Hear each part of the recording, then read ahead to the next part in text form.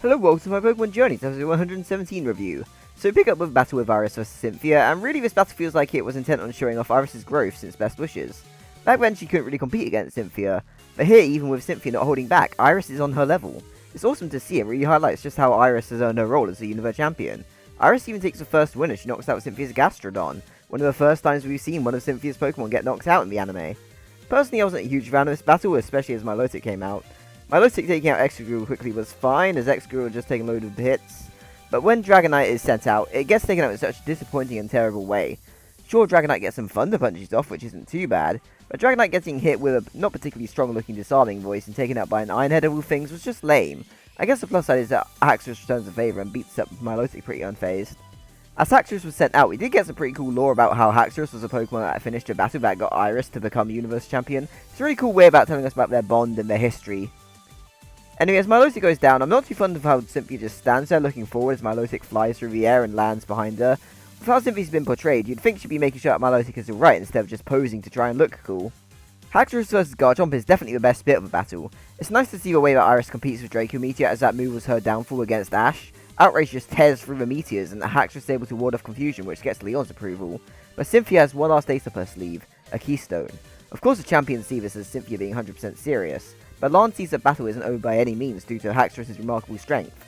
This isn't some one-sided stomp, which wouldn't be fitting as Cynthia isn't the world champion. They're champions of an equal level fighting at an equal strength, and Iris gets in some good hits.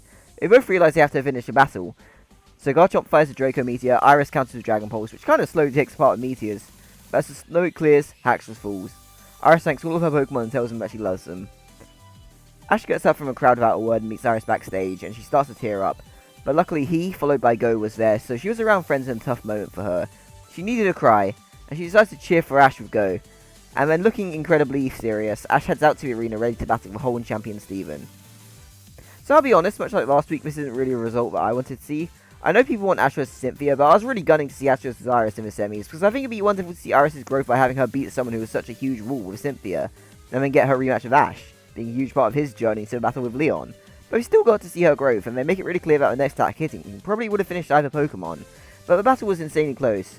Draco Meteor had a bigger area of effect, which unfortunately Haxorus wasn't able to overcome as it had to divert all its attention to trying to stop the Draco Meteor. I'd say the worst part of this battle is how Dragonite basically did nothing. I do wish if they had to have it lose again, they could have had it do something like maybe activate Marvel Scale after getting hit by Thunder Punch, as it would raise the defense of Milotic and make Milotic binding it more necessary, because it's paralyzed and it can't move as much. But yeah, this battle was fine, I suppose. I didn't really come out of it feeling super infused, but Iris' performance was enough for me to enjoy the battle. Oh, and on the Team Rocket front, I love hearing their support for Iris. They recognise her as a Unova brat girl and are on board with her the whole time, hyping her up and crying when she loses. It's just the best. Seeing Iris around Team Rocket with more of their usual personalities is really cool.